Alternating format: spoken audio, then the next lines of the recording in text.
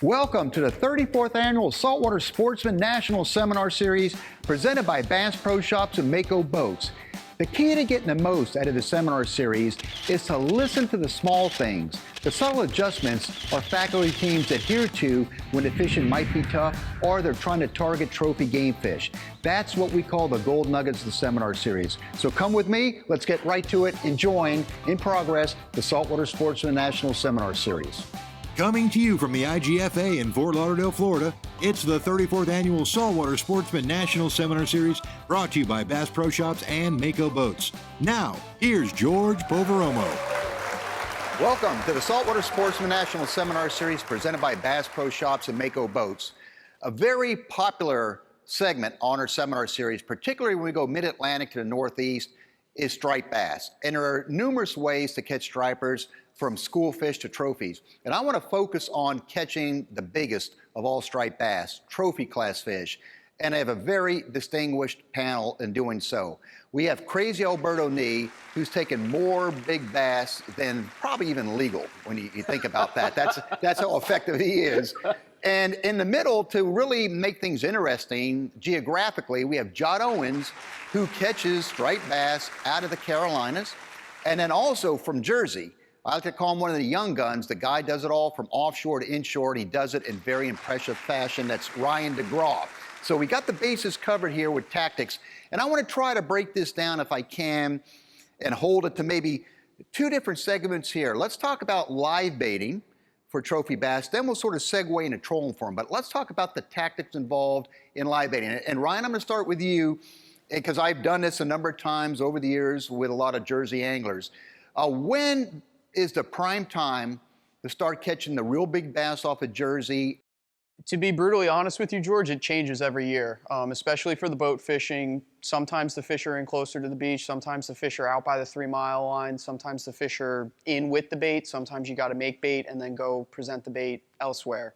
I know that this year is definitely going to be an interesting year because of the new circle hook regulation that's being imposed. Any bait fishing for striped bass, whether it be bunker, worms, clams, anything, you need to use a circle hook now, which is going to definitely throw everyone for a little bit of a loophole this year, which especially because the whole snag and drop aspect of live lining for stripers is completely cut out now, since you're not, obviously you can't snag and drop with circle hooks, but it's definitely going to be interesting to see what happens this year. But you'll find too, and we lived through this with our snook and a lot of our species here, the circle hook, you'll find very easy to adapt. In the long haul, you're going to catch more and bigger fish. You're going to lose a lot less fish, and it's going to be so much better for the stocks of striped bass. It's a win-win, and I'm surprised it had taken that long. But not to shift gears here, but what would be your prime conditions to try to go get a trophy striped bass? The weather needs to be not good. If I'm looking to really target big striped bass, the weather needs to be not good. Northeast wind, overcast skies, rain never hurts. Some of the best days of striper fishing I've ever had, especially finding them on schools of bunker in the spring, have been on very, very, very rough days in the spring. Like mid to late May through early June is probably the best time in Central Jersey to catch a trophy striped bass. All right, and when you're on those bait schools, what tells you that this is going to give you your best odds of nailing a big trophy? So if I'm looking to fish in a school of bait, that bait needs to be spraying. 90% of the time it's going to be bunker, and if I don't see the bunker really spraying on top or really pushing water and moving around quickly, if they're just kind of milling around, flicking once in a while, I'm not going to be fishing in that school of bait. You're looking for panic. Yeah, exactly. All right. And speaking of panic, we're going back to the Carolinas, but I didn't mean in that aspect of it there, Job. But might need to.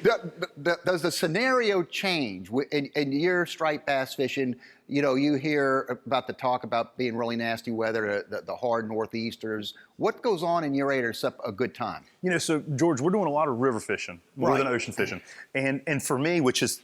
Now, I know plenty of species that love nasty weather, but for our fish being in the tannic, brown, darker water, I love fair weather. There you go. Bluebird skies, bright sun, light winds. It can be windy, we'll catch them, but it's easier to do it because we're throwing a lot of artificials. But I like those pretty days. That's when I catch the most fish and the biggest fish. And I've got to tell you, I've done that up there too, and it's remarkable when you do get the beautiful day and you're just working artificial for bass. It's a different scenario. It Not that really you don't get is. the beautiful days up north and get on, but it's an intriguing deal. It is, it really is. All right, now, Alberto, I know what you're going to say in addition tonight. I know you like to add the non-human hours you like.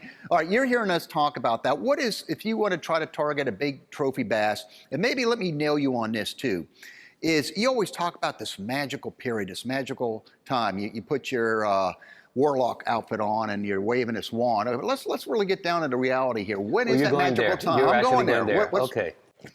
What can I say? Well, over 50 some odd years of precise logging, I found patterns. Let's talk about the magical window. Magical window is identifying the specific time, follow the migration, where they're going to be, find honey holes. And ultimately, the non-human hours is a time where very few people will go. They're premium prime spot, fish, calculate with the wind, moon, and tide. With that specific migration, that's just the beginning. Oh, and you're saying pockets. Define somebody's pockets. What do you mean by A that? structure, Structure, a okay. pocket around inlets, back where these bays, fish would hold. bridges, a staging area. Yeah. Very intriguing on that too. And we'll talk about the moon phases here in a little bit. Huge. But first, we're going to take a commercial break and we'll get back, talk saluners, moon phases, all the aspects that trigger some of these larger striped bass. You're watching the Saltwater Sportsman National Seminar Series. We're coming right back to you with more striped bass. The Saltwater Sportsman National Seminar Series is brought to you by SIMRAD. Go with SIMRAD and go with confidence. Penn, let the battle begin. SiriusXM Marine, weather, fish mapping, and entertainment for anglers. Mercury Outboards, go boldly. ENGEL, portable fridge freezers and high-performance coolers. George will be right back. Welcome back to the 34th Annual Saltwater Sportsman National Seminar Series from the IGFA in Fort Lauderdale, Florida. Brought to you by Bass Pro Shops and Mako Boats. Let's get right back to George. Welcome back to the Saltwater Sportsman National Seminar Series. The topic is striped bass. I'm here with Ryan DeGraw, John Owens, and crazy Alberto Nee. Alberto, before we left the commercial break, we were talking about that magic period and calculating when and where these bass are going to be. Give me your experience on that and truncate it. Truncated. Oh, we're going there. We want to All go right to the nitty gritty. All right, it's very simple. No long stories. Let's no long story. Make it simple. The prime months you're looking at, based on the migration, you're looking at month of May, June, September, and October. That's the premium prime heavy migration in located area. Around the new moon, 4 days before, 4 days after, and near the slack water. The biggest of the biggest will come out, and historically, the previous world record holders, they all have caught under the same circumstances. Very intriguing, very intriguing. John, circling back more to the artificials, because you're fishing with a lot of artificial. I see you have soft plastics. And again, what is the subtleties of working a soft plastic for striped bass? So the scenario is, for me, is I use a lot of swim baits and weedless. I'm fishing in the Cape Fear River a lot, and it's full of timber. You get hung up, you don't get it back. And for me, it's a slow and steady retrieve. Throw it out and just slow roll it. I find that the smaller stripers will nose it a little bit first. You'll get a little bit almost like a trout bite, a little tink. And about the time they do that, you better go ahead and rear back and set the hook, because then they'll eat it. Where the bigger fish have a tendency just to inhale it. But the most important thing I found is the bigger fish tend to be a little deeper than the smaller fish. We'll find those smaller fish on the drop-off ledges around creek mouths, grass lines, creek flats where the creek drops out and it gets deeper. But those bigger fish are a little deeper. And the most important thing is, when we're fishing with these fish, is a steady, slow. I tell my customers, you really can't fish it too slow. It can rub the bottom, but don't stop reeling, because if you stop reeling, it becomes it's not weedless anymore. And then I like a swim bait hook that has a large playing field. So when those fish hit it, it's very easy for them to get hooked, because sometimes they'll do a quick bump and not eat it. And you've got to hit them and cross their eyes just like those fluke. All right, real quickly, what pound test leader? Are you going mono or braid on the main line? Braid on the main line. What pound? 15 on that, 15 pound. And my leader is 30 or 40 pound fluorocarbon. Fish in tannic water, kind of like the fluke. We're going back to that abrasion resistance. You know, these fish, it's about abrasion resistance, rubbing the bottom. But the biggest PowerPoint is angle. These fish in our rivers, you can cast at one spot, not get any bites, change the boat position, cast to the same spot again, and get bites. And I have found that changing the angle for these fish makes a huge difference in getting more bites. Is there a certain time or period where the top waters might outproduce the soft plastics? In my opinion, low light conditions. We get out there right before the sun comes up, and my philosophy is when you have to grab your pair of sunglasses, it's getting bright enough, you need a pair of sunglasses, usually that top water bite slows down. That's it. Ryan, all the live baiting you've done for big striped bass, and a lot of that is pretty much basic. What have you learned in your young years, but you do fish a lot, a little tactic that might be something subtle in live baiting that you feel gives you the edge? So something that I actually learned at one of your seminars years ago, I believe it was Gary Caputi that actually said it. Using an egg sinker while you're fishing live bunker for striped bass is a huge advantage, especially for the bigger fish. The bigger fish, 9 times out of 10, are going to be below all of the smaller fish that are up top in the bunker school doing most of the work, sending all of the injured, if there's bluefish in the mix, chopped in half bunker, down towards the bottom, and those big striped bass will sit on the bottom underneath those bunker schools and just wait, because they don't want to go up, they don't want to chase the bunker around everywhere and expend all the energy like the smaller fish do, so they'll just be glued to the bottom. Are you in a drifting scenario or are you in an anchored scenario? A drifting scenario. All right, so when that bait is down with the egg sinker, what are the subtleties? You feeling it roll on the bottom? You letting it sit and free You don't line necessarily want it on the bottom, because especially Okay. a lot of the places that I fish are very snaggy. Yep. So, anywhere from 5 to 10 feet up off the bottom, if that fish sees the bunker, it will come up for it. What pound test leader? When I'm doing that, I usually like to run 50 or 60 pound leader, depending on how clean the water is, and then I'll run anywhere from 40 or 50 pound braid. One good conversation I've had a lot, and Alberta, you've been there too in our panels up in the Northeast, when they chunk or they live bait. We're out of South Florida, so we're so used to bridling baits, which keeps the hook point from turning back into bait. And I do have to throw kudos. VMC has come out with a B-LOK, a new hook, that they have a porcelain stop with some bristles on it. It's a quick bait deal that you could put a bait on it, flip it back out, and what happens, it helps keep the bait on the hook when you're pitching it fast, but it also prevents the hook from coming back into the bait, at least around by 90%. Which is definitely going to be a huge plus this year, especially because especially with a lot of people who are newer to fishing, can't exactly just jump right into a circle hook. That's going to make it a lot easier for them, especially since that hook won't turn back into that bait as much, because that does happen a lot, especially with the bigger bass, when they turn that bunker around in their mouth to swallow it head first.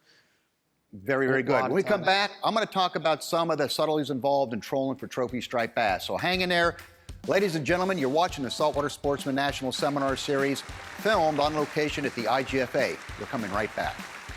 The Saltwater Sportsman National Seminar Series is brought to you by Rapala, your best shot at a world record. Suffix, always use the best line. VMC, your expert in hooks. Williamson Lures, for the pelagic playground.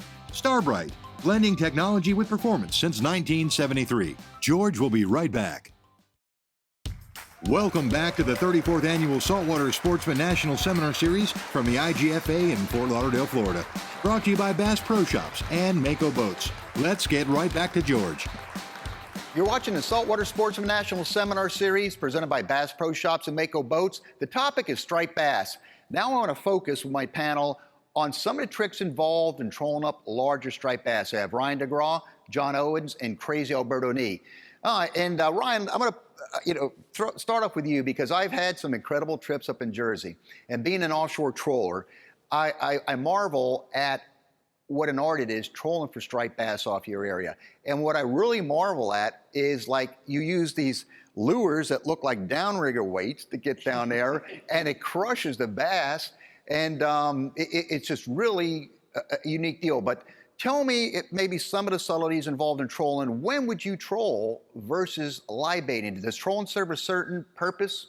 So trolling is great for finding fish. A lot of times when we do a lot of plug fishing specifically, the people that I fish with, and a lot of times when we're going around looking for an active feeding school of fish, we will troll. The mojos, which is the strange downrigger looking baits that you were talking about, are a great way to do this, because you can cover the entire water column with just 4 or 5 of them. We'll fish tandem rigs, and you'll fish a super heavy one on the bottom to get that all the way down there, and then you'll fish a lighter one on top that kind of comes up off the bottom. You can fish single ones to kind of, dictate where you want it in the water column, if you want it up higher, if you want it deeper, if you want it right in the middle, depending on where you're getting your marks. So the Mojo is definitely a very, very agile tool. And what's unique, we had done a show with Tom Daffin out of Atlantic City. He had the Mark 6 sent up there, and he and I got together, and we were targeting striped bass, and we found the bunker schools, and you could see everything. You know, I thought it was like the Miami Sea Aquarium. You see whales in there, the whole bit. It's an amazing sight. So, you know, we mixed it up. We put the Mojos down in the water column, and we interspersed that. We had 3 plugs at least of the CD18s, and then we had the CD30s and the 40s from Rapala. And I remember, like you had said earlier, you watch the nervousness of the bunkers, and we would get in there and watching the SIMRAD machine, you would see the bunkers, but then you would see the striped bass under there, and you're like, oh, we actually had a period where we were trolling, and one rod goes down, the second rod, he's keep it going. We had 5 rods out. We loaded 5 rods with these trophy class striped bass, which to me, that's so totally intriguing. But what do you feel when people are trolling, be it with swimming plugs or whatever, that maybe 1 or 2 of the biggest mistakes they're making that really go against them? I would say that you need to be going somewhere between 3.4 and 3.8 knots. I think that the biggest mistake that people make when striper trolling is either trolling too slow or too fast. Somewhere right in between 3.4 and 3.8 knots is right where you want to be. The Saltwater Sportsman National Seminar Series is brought to you by Columbia Sportswear. Stay cool and protected while fishing. Calcutta Outdoors. Hard-working outdoor gear. JL Audio, ahead of the curve. ACR, building survival products since 1956. Florida Keys and Key West. Visit flakeys.com. George will be right back. Welcome back to the final installment of the 34th Annual Saltwater Sportsman National Seminar Series, brought to you by Bass Pro Shops and Mako Boats. Let's get right back to George. And I noticed that you use a lot of super heavy leaders on the bass. I guess bass are sort of like our groupers. They're not really leader sensitive, at least the big ones are. Is there any tricks, as you know, I guess when they're eating, they're going to crush everything. I was about to say. In terms of trolling, 9 times out of 10 when you're trolling, you're getting more of a reaction bite than anything else. That Mojo comes skirting across their face on the bottom. They snap at it. They're aggressive fish, and they do get territorial sometimes. So I feel like, 9 times out of 10, that bait just comes whizzing past them, and they just snap at it. Very intriguing. Leader doesn't really make all that much of a difference in trolling. And I noticed too, especially with the big downrigger type lures, that when you are getting set to bring a bass in a release, that you always keep the boat going. You slow it way down just to keep the boat helping to keep this weight or these hooks from falling out. So, and it's the same thing with bunker spoons too. I tell a lot of people you need to keep the boat moving. I would just keep one engine in gear, just barely in gear, just so that you keep that forward momentum going to keep tension on that hook, even if the fish starts shaking his head or, the angler has a little bit of a mishap near the boat and allows slack in the line. Keeping that boat forward will always, give you a little bit of an insurance policy. John, do you do any trolling? I know you're an artificial, a lot of casting. And we do some trolling in the rivers. And typically for the trolling scenarios for me is going to be the coldest part of the winter when it seems like the fish get a little bit deeper, a little more sluggish, and I need to cover a whole lot of area. But trolling covering a whole lot of area, and we'll usually use like bass crankbaits.